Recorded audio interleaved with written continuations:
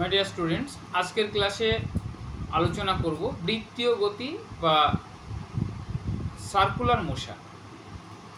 তো circular motion আমরা সাধারণভাবে এতদিন পর্যন্ত যেগুলো পড়ে এসেছি ঘর্ষণ পর্যন্ত, তো সেখানে তোমাদের আমরা লিনিয়ার মোশন নিয়ে আলোচনা করেছি। লিনিয়ার মোশন মানে রৈখিকভাবে যে গতিশীল বস্তু, এবং তার ক্ষেত্রে আমরা যে রাশিগুলো পড়েছি, যেমন রৈখিক গতির ক্ষেত্রে রৈখিক সরণ তোমরা পড়েছো, রৈখিক সরণ যেটাকে আমরা এস দ্বারা প্রকাশ করেছি। এছাড়া রৈখিক বেগ যেটাকে আমরা ভি দ্বারা প্রকাশ করেছি, রৈখিক ত্বরণ যেটাকে আমরা এ দ্বারা প্রকাশ করেছি, এবং এই প্রত্যেকটা রাশি সম্পর্কে তোমরা জেনেছো। কিন্তু আমরা আজকে পড়ব বৃত্তীয় গতি সম্পর্কে। এই বৃত্তীয় গতি মানে হচ্ছে কোনো একটি বস্তু যদি একটা নির্দিষ্ট ব্যাসার্ধের বৃত্তাকার কক্ষপথে ঘুরতে থাকে। যেমন আমরা দেখেছি যে আমাদের যে ফ্যান ঘোরে, মাথার উপর যে ফ্যানটা ঘুরতে থাকে, সেটা কিন্তু একটা বৃত্তীয় গতি। সাইকেলের যে চাকা ঘোরে, সেটা একটা বৃত্তীয় গতি। আমরা যখন একটা স্ক্রুকে টাইট করি, তখন সেটা একটা বৃত্তীয় গতি।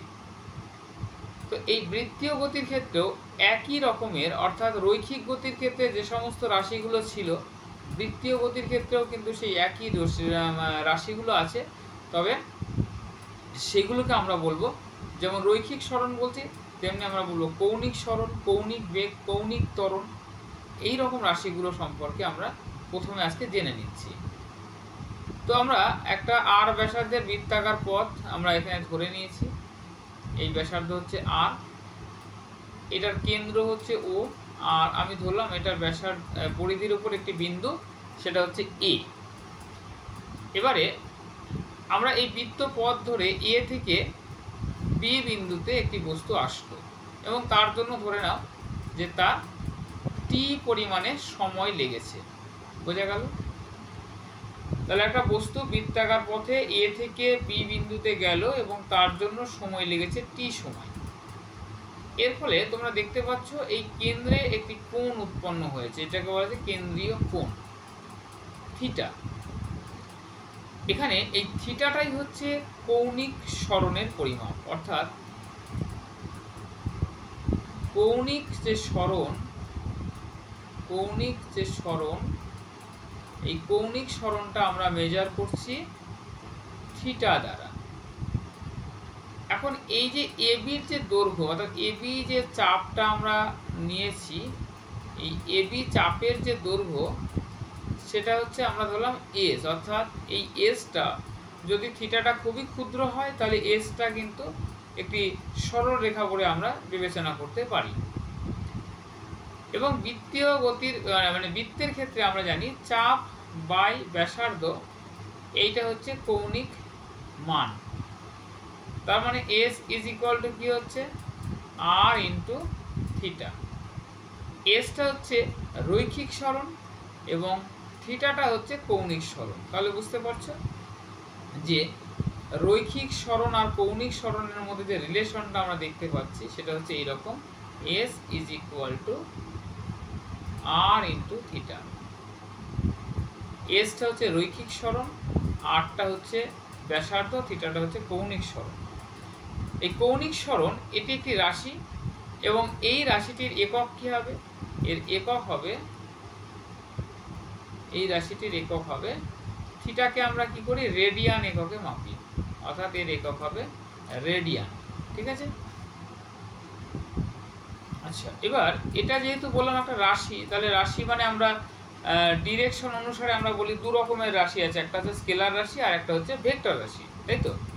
তো এখন এখানে যে ভেক্টরটা আমরা পাবো, অর্থাৎ এই যে কৌণিক সরণ থিটা, এইটা যে ভেক্টরটা পাবো, এটা কিন্তু আমরা ভেক্টরকে দুভাবে দেখেছিলাম, একটা হচ্ছে অক্ষীয় ভেক্টর আর একটি বলা হতো পোলার ভেক্টর।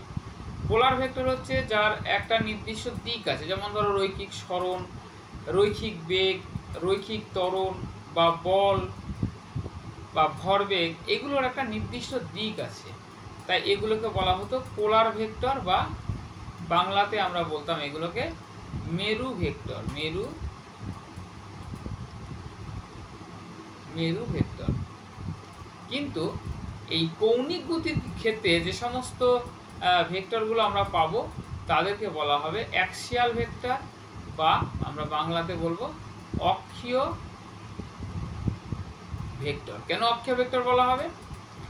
তার কারণ হচ্ছে যখন একটি বস্তু এই বৃত্তাকার পথে অ্যান্টি ক্লকওয়াইজ ঘুরছে, তখন তার ডিরেকশনটা এই বিন্দুতে যদি আমরা একটা অক্ষ টানি, তাহলে সেই অক্ষ বরাবর হবে। এবং কোন দিকে হবে সেটা আমরা একটা রুলস তোমাদের আমি বলে দিচ্ছি, তাহলে তোমরা মনে রাখতে পারবে। ধরো তুমি খাতার উপর একটা বৃত্ত আঁকো, খাতার উপর একটা বৃত্ত এঁকে সেইখানে এইভাবে এই তোমার হাতটাকে এইভাবে বসাও। বসানোর পরে তোমার এই যে আঙুলগুলো, যে আঙুলগুলো বাকি, মানে বুড়ো আঙুল বাদ দিয়ে বাকি যে আঙুলগুলো আছে সেটা যে পাকে ঘুরছে, দেখো এভাবে যদি বসাও তাহলে দেখো বুড়ো আঙুল বাদ দিয়ে বাকি আঙুলগুলো অ্যান্টি ক্লকওয়াইজ ঘুরছে। এবং বুড়ো আঙুলটা কোন দিকে আছে? ওপরের দিকে আছে। অর্থাৎ ওপরের দিকে বলতে আমরা এটাকে ধনাত্মক বলছি। তার মানে অ্যান্টি ক্লকওয়াইজ যদি ঘুরে তাহলে তোমার কৌণিক সরণটা ধনাত্মক হবে এবং এই অক্ষ বরাবর ওপরের দিকে হবে। এবারে তুমি একটা কাজ করো, হাতটাকে এইভাবে ঘুরিয়ে দাও, এভাবে ঘুরিয়ে দাও। এবার দেখো বাকি আঙুলগুলো ক্লকওয়াইজ ঘুরেছে। তাহলে ক্লকওয়াইজ যদি ঘোরে তাহলে দেখো বুড়ো আঙুলটা কোন দিকে চলে গেল? নিচের দিকে গেল। অর্থাৎ এই ক্ষেত্রে কৌণিক সরণ এটা হচ্ছে নিচের দিকে। মানে আমরা এখানে এই দুটো বৃত্ত আঁকি, মনে করো এটা একটা বৃত্ত আঁকলাম আর এটা একটা বৃত্ত আঁকলাম। যদি অ্যান্টি ক্লকওয়াইজ ঘোরে তাহলে এটা হবে উপরের দিকে। উপরের দিকে বলতে আমরা এইভাবে বোঝাতে পারি। আর যদি ক্লকওয়াইজ ঘোরে তাহলে এটাকে আমরা নিচের দিকে ধরে ক্রস দিয়ে বোঝাবো এইভাবে। বা উপরের দিকে বলতে আমরা এটাকে ধনাত্মক বলছি, আর নিচের দিকে বলতে এটাকে আমরা ঋণাত্মক বলছি। নিচের দিকে আই মিন খাতার তলের সঙ্গে নিচের দিকে। ঠিক আছে? তাহলে কৌণিক সরণ সম্পর্কে আশা করি আইডিয়া ক্লিয়ার হয়েছে। এবার চলো আমরা দেখব কৌণিক বেগ নিয়ে আলোচনা করব। তাহলে কৌণিক বেগ, এই কৌণিক বেগ এটাকে আমরা ওমেগা চিহ্ন দ্বারা বোঝাবো। কৌণিক বেগ বলতে একক সময়ে যতটুকু কৌণিক সরণ হবে। মানে দেখো টি সেকেন্ডে কৌণিক সরণ কত হয়েছে? থিটা। তাহলে 1 সেকেন্ডে কৌণিক সরণ কত হবে? সেটা হবে থিটা বাই টি। এই থিটা বাই টি এটাকে আমরা বলবো কৌণিক বেগ। তাহলে কৌণিক বেগ ওমেগা সমান আমরা কি লিখতে পারি? থিটা বাই টি, বা থিটা ইজ ইকুয়াল টু আমরা লিখতে পারি ওমেগা ইন্টু টি। অর্থাৎ কৌণিক সরণ ইজ ইকুয়াল টু কৌণিক বেগ ইন্টু সময়। তাহলে এই কৌণিক বেগ এটা একটা একক থাকবে। এর একক কী হবে? থিটার একক কি? থিটার একক হচ্ছে রেডিয়ান আর সময়ের একক সেকেন্ড। তার মানে কৌণিক বেগের একক হবে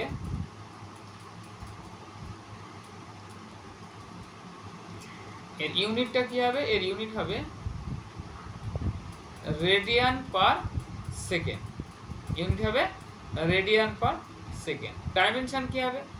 যেহেতু থিটার কোনো ডাইমেনশন এখানে নেই, তাই শুধুমাত্র সময়ের ডাইমেনশনটা হবে কৌণিক বেগের ডাইমেনশন। ঠিক আছে?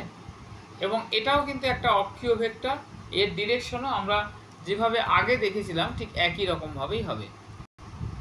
অর্থাৎ তোমরা যদি ঘূর্ণনের অভিমুখটাকে এইভাবে দেখাও, ডান হাতটাকে মুষ্টি করো, মুষ্টি করে দেখো বাকি যে আঙুলগুলো রয়েছে এই আঙুলগুলো এখানে কি হচ্ছে? ঘড়ির কাঁটার দিকে ঘুরছে, অর্থাৎ বিপরীত দিকে ঘুরছে, অ্যান্টি ক্লকওয়াইজ ঘুরছে। দেখো পুরো আঙুলটা উপরের দিকে, অর্থাৎ এটাই হচ্ছে কৌণিক বেগের ডিরেকশন। একইভাবে আমরা যদি এইভাবে উল্টে দিই হাতটাকে, তাহলে দেখো আঙুলগুলো ঘড়ির কাঁটার দিকে ঘুরছে, তাহলে সেই ক্ষেত্রে কৌণিক বেগের ডিরেকশন হবে নিচের দিকে। এইভাবে আমরা অভিমুখটা বের করব। এবং এটাও কিন্তু একটি অক্ষীয় ভেক্টর।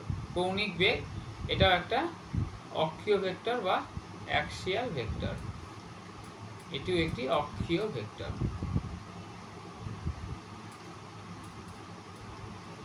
আচ্ছা, এবার আমরা এই রৈখিক বেগের সঙ্গে যদি কৌণিক বেগের সম্পর্ক দেখি, তার আগে আমরা দেখব এস ইজ ইকুয়াল টু কী ছিল? আর থিটা ছিল। আমরা আগের পেজে দেখেছি, তাই না? S is equal to R theta. তো এবার ডেরিভেটিভ করো, ডিএস বাই ডিটি করো।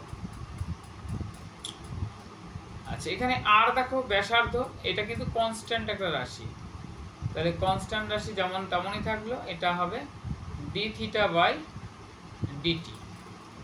এই ডিএস বাই ডিটি এটা হচ্ছে রৈখিক বেগ। ডিএস যেহেতু এসটা যেহেতু রৈখিক সরণ ছিল, তাহলে রৈখিক সরণের পরিবর্তনের হার হচ্ছে রৈখিক বেগ। R into d theta by d t, এই যে কৌণিক বেগের পরিবর্তনের হারকে, কৌণিক সরণের পরিবর্তনের হারকেই বলা হচ্ছে কৌণিক বেগ, অর্থাৎ এটা হচ্ছে ওমেগা। তাহলে আমরা কিন্তু কৌণিক বেগ আর রৈখিক বেগের মধ্যে একটি রিলেশন পেয়ে গেলাম। কৌণিক বেগ এবং রৈখিক বেগের মধ্যে একটি রিলেশন পেয়ে গেলাম, ঠিক আছে। এবার আমরা জানবো যে কৌণিক ত্বরণটা কি জিনিস। কৌণিক ত্বরণ,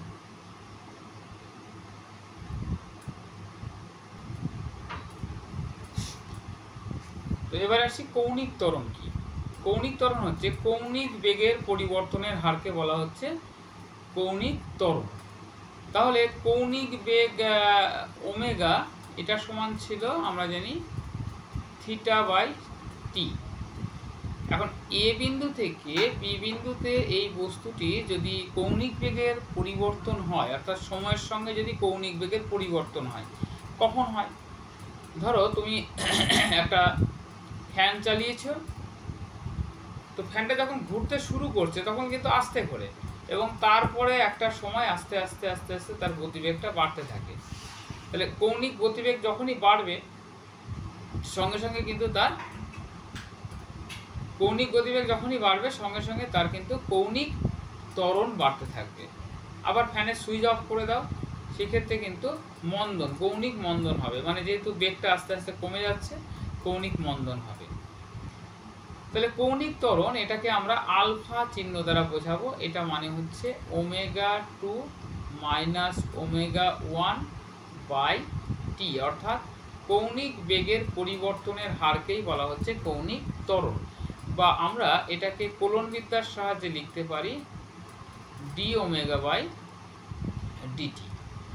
এবং এটাও কিন্তু একটি অক্ষীয় ভেক্টর, অর্থাৎ কৌণিক ত্বরণ এটা একটি অক্ষীয় ভেক্টর। এটি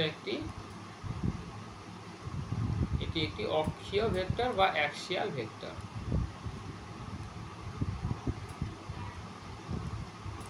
এটি একটি অক্ষীয় ভেক্টর বা অ্যাক্সিয়াল ভেক্টর। এর ডিরেকশন কোন দিকে? সেই কৌণিক সরণের যেমন পড়েছো, কৌণিক বেগের যেমন পড়েছো, কৌণিক ত্বরণের ডিরেকশনও কিন্তু সেম একই দিকে, একই রকম হবে যেমন আমরা দেখালাম সেটাই। তো এবার এর একক যদি দেখা যায় যে কৌণিক ত্বরণের একক কী হবে, তো একক কী হবে বুঝতেই পারছো। এটা ছিল যে কৌণিক বেগের একক ছিল রেডিয়ান পার সেকেন্ড, তাহলে তাকে আবার সেকেন্ডে ভাগ করে দাও, তাহলে এটা হবে রেডিয়ান পার সেকেন্ড স্কোয়ার, বা রেডিয়ান সেকেন্ড ইনভার্স 2 লেখা যায়। মাত্রা কি হবে? মাত্রা বা ডাইমেনশন, কৌণিক ত্বরণের ডাইমেনশন। ডাইমেনশন কত হবে? যেহেতু দেখো রেডিয়ানের এর তো কোনো ডাইমেনশন নেই, তার মানে t⁻⁻², এটা হচ্ছে কৌণিক ত্বরণের ডাইমেনশন। এবার রৈখিক ত্বরণের সঙ্গে কৌণিক ত্বরণের যদি আমরা রিলেশনটা দেখি, তো রৈখিক বেগ আমাদের কী ছিল? রৈখিক বেগ ছিল v সমান r ইন্টু ওমেগা।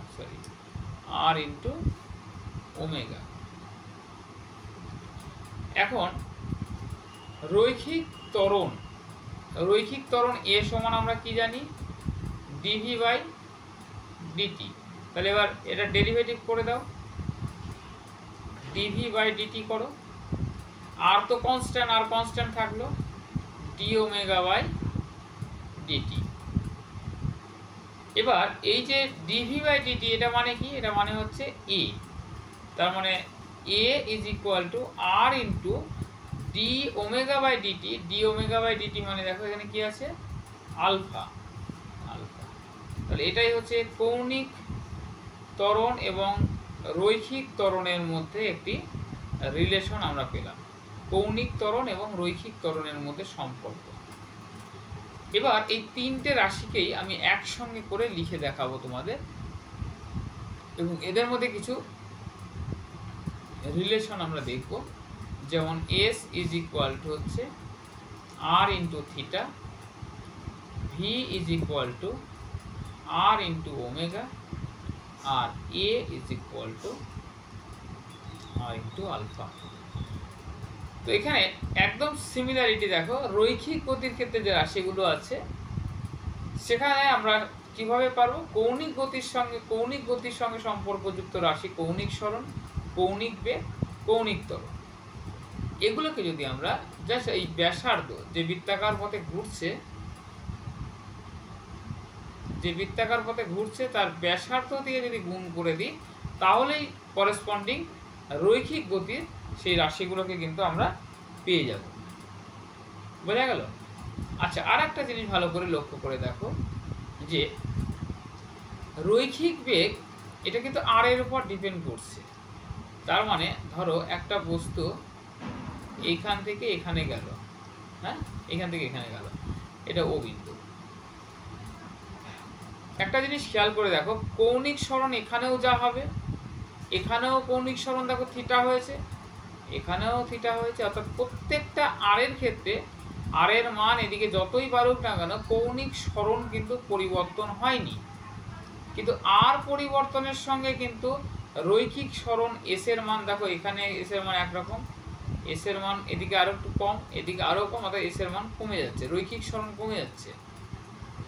একইভাবে যদি বেগের ক্ষেত্রে দেখো, তাহলে যত তুমি দূরে যাবে তত কিন্তু রৈখিক বেগের মান বাড়তে থাকবে। এই জন্য একটা ফ্যান যখন ঘোরে, তো ফ্যানের এই যে মিডিল পয়েন্টে তুমি কিন্তু হাত দিয়ে ফ্যানটাকে স্থির করার চেষ্টা করতে পারো, বাট তুমি যদি এইটা ভাবো যে তুমি ফ্যানের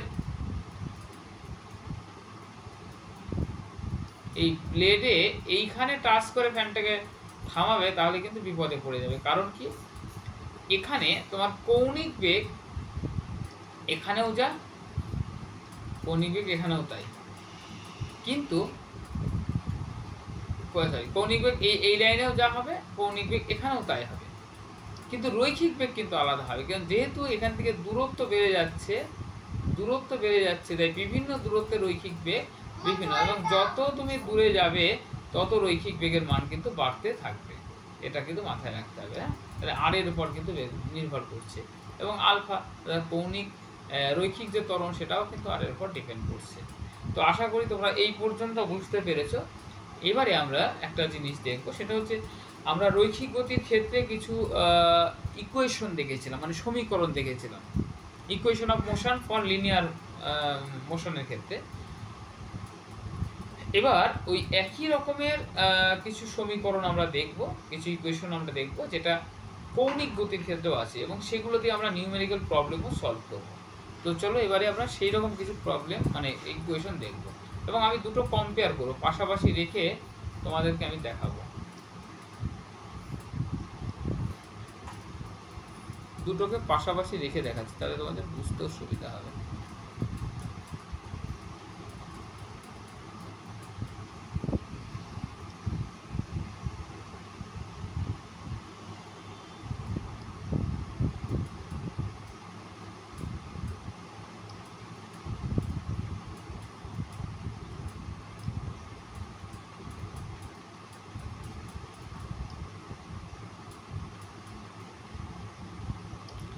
আচ্ছা, প্রথমে আমি রৈখিক গতির ক্ষেত্রে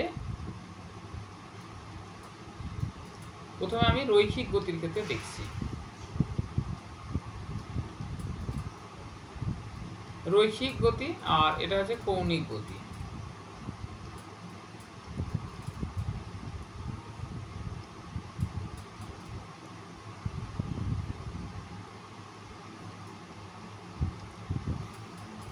রৈখিক গতির ক্ষেত্রে আমরা দেখেছিলাম যে রৈখিক সরণ S is equal to U T, অর্থাৎ যদি সমবেগে চলে কোনো বস্তু তাহলে এটা ছিল। সিমিলারলি একই জিনিস আমরা এখানে দেখব কৌণিক গতির ক্ষেত্রে, কৌণিক সরণ থিটা ইজ ইকুয়াল টু হচ্ছে কৌণিক বেগ ইন্টু সময়, কৌণিক সরণ ইজ ইকুয়াল টু কৌণিক বেগ ইন্টু সময়। আবার আমরা এই সমীকরণটা দেখেছিলাম s is equal to ut, এটা তো যদি সমবেগে চলে, কিন্তু যদি ত্বরণ নিয়ে চলে তাহলে কি হবে? যদি ত্বরণ নিয়ে চলে তাহলে ইউটি প্লাস হাফ এটি স্কোয়ার। একইভাবে তাহলে এইখানে সমীকরণটা কি হবে? এস এর জায়গায় কি বসবে? এস এর জায়গায় বসবে theta, theta is equal two এই ইউ এর জায়গায় বসবে ওমেগা 1 টি হাফ ইন্টু আলফা, এর জায়গায় বসবে আলফা টি স্কোয়ার। আচ্ছা, আবার তোমরা এই সমীকরণটাও দেখেছো, ভি সমান ইউ প্লাস এটি, বা যদি মন্দন হয় ভি সমান ইউ মাইনাস এটি। এই দুটো সমীকরণই তোমরা দেখেছো। এইটাই যদি রৈখিক গতির ক্ষেত্রে, কৌণিক গতির ক্ষেত্রে দেখো, তাহলে এটা হবে ওমেগা 2, মানে ভি টুটা হবে ভিটা হবে ওমেগা 2, আর ইউটাকে লিখবো আমরা ওমেগা 1 প্লাস এর জায়গায় বলবে আলফা টি। একইভাবে এটা হবে omega 2 is equal to omega 1 minus alpha T.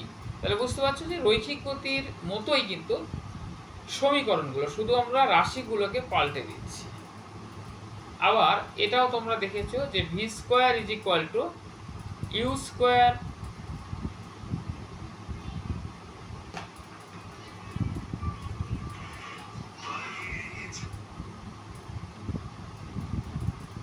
V square is equal to u square plus 2a_s। এই ক্ষেত্রে আমরা কি দেখব? আচ্ছা, এই ক্ষেত্রে আমরা দেখব ভির জায়গায় কি লিখবো? ওমেগা,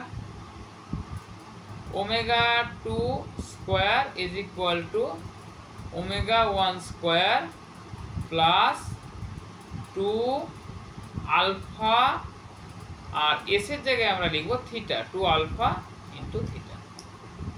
একইভাবে যদি মন্দন হয় তাহলে কি লিখবে? এখানে যেমন লিখেছিলাম v square is equal to u square minus 2a_s। তাহলে এখানে কি লিখবে?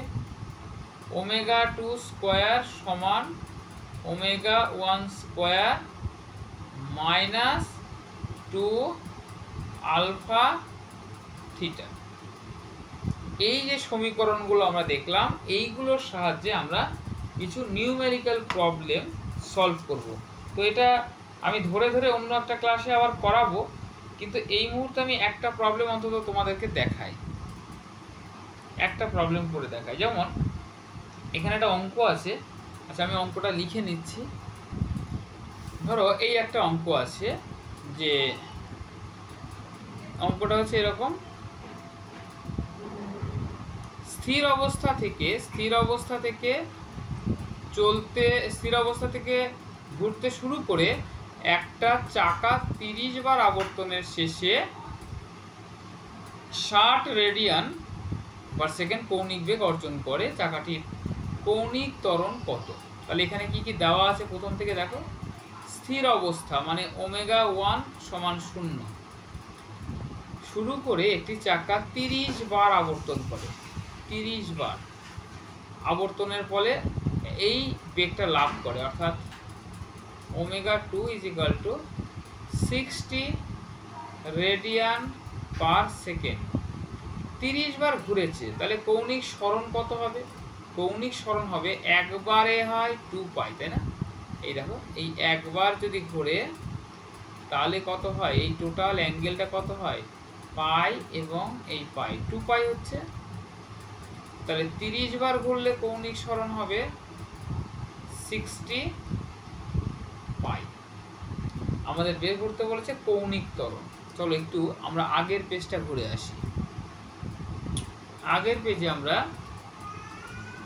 সমীকরণ দেখো, ওমেগা 2 ওমেগা 1 আলফা থিটার মধ্যে রিলেশন আমরা দেখতে পাচ্ছি, এইরকম একটা রিলেশন আছে। তাহলে এবারে অঙ্কটা আমরা এই রিলেশনটাকে কাজে লাগাবো।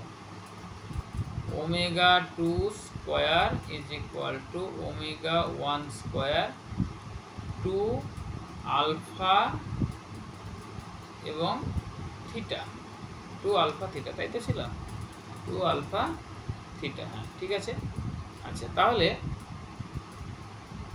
আমাদের এখান থেকে আলফাটাকে বের করতে হবে, তাহলে বসিয়ে দাও।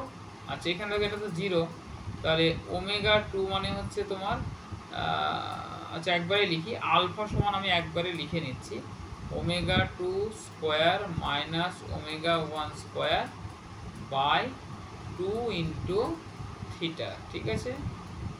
আচ্ছা আমি এখানে মানটা বসাই, ওমেগা 2 মানে হচ্ছে তোমার 60 রেডিয়ান, হ্যাঁ 60 রেডিয়ান, 60 ইন্টু 60 ডিভাইড বাই, আচ্ছা মাইনাস 0 কারণ হচ্ছে ওমেগা 1 তো 0, বাই হচ্ছে 2 ইন্টু, আচ্ছা থিটার মান কত 60 পাই, 60 পাই। তো এটা তো 0, এটা লেখার দরকার নেই, এটাকে আমি কেটে দিলাম। এবার ক্যালকুলেশনটা এখানেই করে ফেলছি। এই 60-র সঙ্গে 60 যেহেতু ওপর নিচে গুণের সম্পর্ক আছে, কেটে গেল। তাহলে এটা দিয়ে কাটলে এটা 30 হবে, অর্থাৎ 30 বাই পাই, অ্যান্সারটা হবে 30 বাই পাই এত রেডিয়ান পার সেকেন্ড স্কোয়ার। এটা হবে answer, 30 by pi radian per second square. তো এইভাবে তোমার এই অঙ্কগুলো করতে হবে। আমি আরেকটি ক্লাসে এরকম বেশ কিছু অঙ্ক একসঙ্গে করে তোমাদেরকে সলভ করিয়ে দেবো, এবং তোমরা যারা সাঁতরার বইটা পড়ছো তারা এইখানে অনেকগুলো অঙ্ক পাবে, দেখবে করে দেওয়া আছে। তো এটা একটু করবে এবং চেক পয়েন্টটা একটু দেখে নেবে, দরকার আমি চেক পয়েন্টটা আমি দেখিয়ে দিচ্ছি আর একটা ক্লাসের মাধ্যমে। ঠিক আছে। তো আজকের ক্লাসে এই পর্যন্তই থাকছি, পরের ক্লাসে আমরা নেক্সট পর থেকে আলোচনা, মানে এরপর থেকে আমরা আলোচনা করব। ওকে, থ্যাংক ইউ, ভালো থেকো সবাই।